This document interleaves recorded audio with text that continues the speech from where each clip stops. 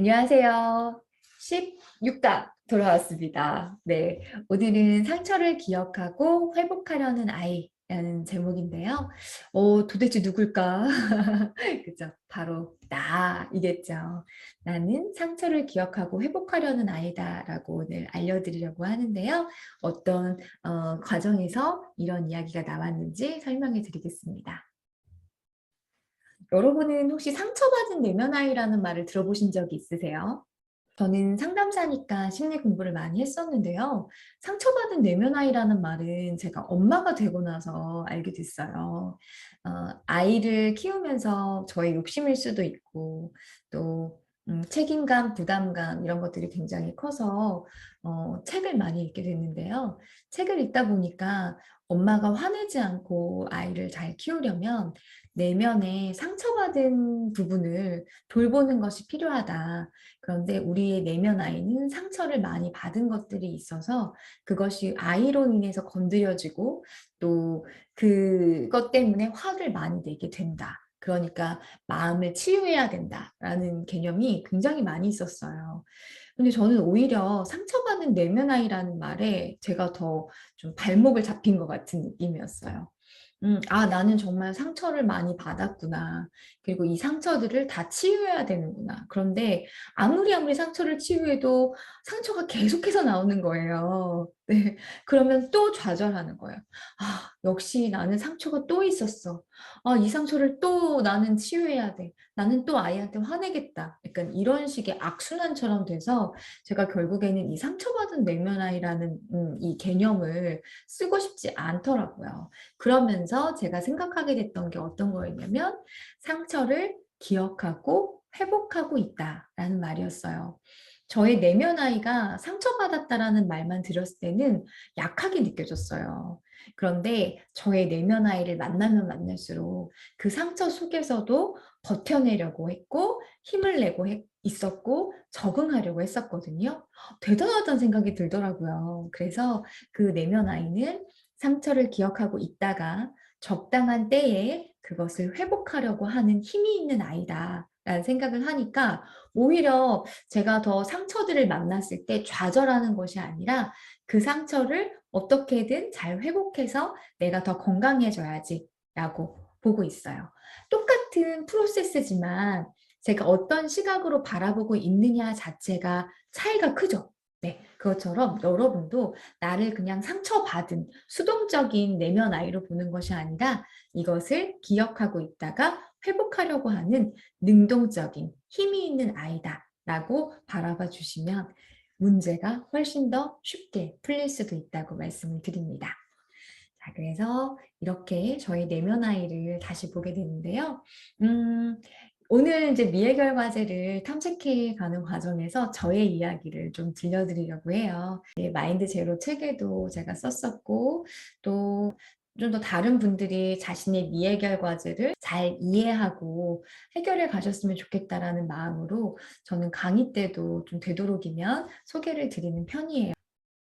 이 일은 초등학교 때 이제 제가 한 담임 선생님한테 좀 어떤 상처를 받았던 일이기도 합니다. 제가 선생님이나 어른들 또 특히 부모님에게 칭찬이라든지 긍정적인 피드백을 잘 받지 못했던 아이였어요.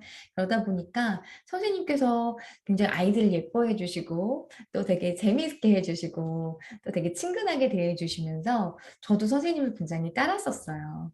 그래서 되게 그 해는 이렇게 햇살이 밝고 제가 되게 신났었던 그런 기억들이 많이 있는데요. 1학기를 마칠 때쯤에 제가 청소를 하고 있다가 선생님께서 이제 들어오셨는데 그때 아무도 없었어요. 다들 이제 하교를 먼저 한 후였고. 근데 선생님께서 저를 이제 뒤에서 안아주시면서 어떤 스킨십이 좀 더 진해지신 거죠. 이게 뭐지?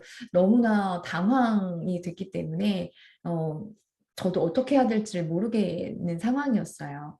그러면서 시간은 점점 더 가고 근데 그때 정말 다행히도 앞문이 벌컥 열렸습니다. 네, 저는 그때는 그게 다행이라는 생각을 못 했던 것 같아요. 왜냐면 앞문이 열리면서 남학생이 들어왔는데 선생님께서 저를 이렇게 앞으로 내치신 거죠. 그러니까 상황은 마치 저도 무슨 나쁜 짓을 하다가 걸린 사람 같은 그런 느낌이 있죠. 네. 그런 느낌이 드니까 저는 그때 당시로서 선생님이 잘못하신 거고 뭔가 나는 피해를 받은 사람이라는 거를 생각 못 하고요. 그 남학생이 이상하게 소문내면 어떡하지? 라는 쪽으로 제가 더 겁을 먹게 됐어요. 그리고 또 그날부터는 이제 선생님을 볼 때마다 제가 왠지 기분이 좋지 않고 웃을 수도 없겠고 또 선생님이 언제 나한테 그런 행동을 또 하실지 모른다는 생각이 있으니까 더 피하게 됐던 것 같아요. 그래서 또 그렇게 반년을 지내게 됐던 기억이 있습니다. 저는 이 이야기를 하는 이유는 단순히 어떤 성추행이라든지 뭐 성피해 이것이 심각하다라는 걸 넘어서서 그 순간의 한 행동으로 인해서 한 사람에게는 삶이 어떻게 달라질 수 있는지 얼마나 큰 영향을 받는지를 좀 알려드리고 싶었어요. 저는 그때부터 이후로 사춘기가 오기도 했지만 저는 늘 방 안에 이렇게 혼자서 웅크리고 앉아 있었어요. 방문을 잠그고 이렇게 웅크리고 앉아서 좀 늘 우울하게 시간을 보냈었고 이때부터 제가 화장실을 잘 못 갔어요. 특히 이제 큰 일을 봐야 되는 상황일 때는 제가 늘 참았어요. 2주, 3주에 한 번 갈까 말까. 네, 이렇게 지냈습니다. 부모님은 제가 변비가 생겼다고 굉장히 걱정을 많이 해주시는 상황까지 갔는데, 제가 나중에 집단 상담을 하면서 저의 무의식을 탐색을 해보니까, 제가 이제 화장실 변기에 이렇게 앉아서 어떤 일을 보는 그 상황들이 제가 선생님하고의 관계에서 있었던 일들이 연상이 되면서 하고 싶지 않았던 거예요. 제가 더 이렇게 참고 지냈었는데 3대까지 한 몇 년 동안을 이런 행동을 계속 해왔었어요. 변을 참게 되면 속옷에 묻게 되기도 하잖아요. 그러면 저 스스로 또 이제 저를 비난하는 거죠. 그런 상황이 냄새가 나지 않을까? 사람들이 날 싫어할 거야. 친구들이 나한테 냄새 난다고 날 놀릴 거야. 라고 늘 좀 불안해하고 그래서 누군가 사람이 옆에 오면 경계하게 되고 몸이 굳었었어요. 긴장되고. 그러면서 제가 친구도 거의 만나지 않고 좀 제가 스스로 따돌림을 시키는 그런 상황처럼 중학교 때까지 보내게 됐었습니다. 자, 그래서 제가 말씀드리는 이유는 이런 한 순간의 경험일지 모르지만 그 한순간의 경험으로 인해서 제가 그 이후의 삶을 몇 년 동안이나 저의 욕구와 감정을 다 누르고 누군가의 눈치를 보고 늘 저를 비난하고 저를 더 이렇게 움츠리고 주눅들게 만드는 시간들을 보내게 됐었다라는 거죠. 네. 그러면서 또 하나 저한테 생긴 영향이 뭐냐면 다른 사람이 저의 선을 넘어왔어도 제가 그거에 대해서 화를 내질 못했어요. 아예 인식이 되지가 않았어요. 아, 저 사람이 나의 선을 넘었네? 이게 지금 말이 돼? 생각조차 들지가 않으니까 그 상황에서 표현도 하지 못하고 또 뒤늦게라도 뭔가 기분이 나쁜 마음이 들어도 말하지 못하고 나는 역시 피해자야. 나는 말도 못하고 늘 이 세상에서 좀 불행한 일들만 가득해 라고 생각하면서 살게 됐었습니다. 그런데 이것이 계속 오랫동안 지속이 됐었고 또 제가 상담을 받으면서도 이런 작업은 계속 했었지만 쉽게 풀리지가 않았어요. 변화가 되지가 않더라고요. 그러다가 제가 30대 중반쯤에 굉장히 좀 저로서 힘든 일들을 겪게 됐어요. 제 인생이 정말 너무 나락으로 떨어지는 것 같은 그런 경험을 하게 됐는데, 그때 오히려 제가 정말 극단으로 치닫게 되면서 이때의 장면이 떠오르는 거예요. 그 학생 때의 일이 떠오르면서 제가 저한테 그건 네 잘못이 아니야. 그건 선생님 잘못이야. 라고 말을 해주게 됐어요. 네. 그래서 저는 그때 깜짝 놀랐어요. 물론 이것이 선생님 잘못이라는 걸 성인이 돼서는 너무나 명백하게 알고 있었지만 제가 저한테는 얘기해 주질 못하고 있었어요. 저는 그때까지도 내가 잘못이야, 내가 뭔가 깨진 항아리야, 내가 뭔가 문제가 있는 거야 라고 생각을 하고 있었던 거죠. 왜냐하면 20여 년 가까이 저 내면 안에서 이 뇌의 프로그램에서 계속해서 작동됐던 시스템이다 보니까 제가 그걸 바꿔주지 않는 한 얘가 계속 돌아가고 있었던 거예요. 근데 오히려 어떻게 보면 제가 굉장히 극단으로 치닫았던 그 상황에서 저의 내면 아이의 그 아픔이 더 극명하게 와닿았습니다. 그러면서 얘기해 줄 수 있었어요. 네 잘못이 아니야. 너에게 문제가 없어. 선생님이 잘못하신 거야. 라는 걸 얘기해 줄 수 있게 됐어요. 그랬더니 그때부터 저 자신이 온전하다, 나는 괜찮다 라는 느낌을 제가 더 받게 됐고, 저 자신을 응원해주고 지지해주는 목소리를 그때부터 제가 듣게 됐어요. 그래서 저는 이 미해결 과제를 탐색한다라는 것이 굉장히 아픈 일이기도 하고 힘든 일이기도 하지만 내가 발휘했어야 되는 힘들을 발휘하지 못하고 있는 과정이 연결되어 있다면 이제라도 제가 그것을 깨닫고 나를 온전히 보고 내가 그 힘을 이제 써서 갈 수 있게 된다라는 걸 알게 됐습니다. 그래서 지금은 다른 사람들이 저의 선을 넘는 것에 이제 좀 더 민감해지게 됐고요. 그리고 정말 그것이 잘못됐을 때는 제가 표현을 하게 됐어요. 뭐 예를 들면 택배 배송에 있어서 문제가 생겨서 만약에 배송 기사님께서 저한테 다짜고짜 화를 내시거나 그럴 때가 있잖아요. 왜 이거 이렇게 안 적으시는 거야? 이런 식으로 할 때 있잖아요. 그러면 예전에는 제가 죄송합니다, 죄송합니다 이렇게 했다면 지금은 기사님 그건 저한테 이렇게까지 하실 일은 아닌 것 같습니다. 제가 그럼 이 부분은 이렇게 해서 드리겠습니다. 네, 이런 식으로 제가 괜히 더 눈치를 보거나 죄송하다는 말을 하지 않으면서도 저의 표현을 할 수 있게 됐어요. 그래서 저는 이 미해결 과제의 과정을 만난 것이 다시 저에게 너무나 감사한 일이라고 생각을 하고 있습니다. 네.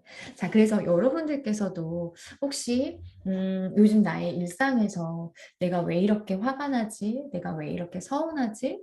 또 내가 왜 이렇게 눈치를 보지? 왜 나는 맨날 다른 사람한테 거절을 못하지?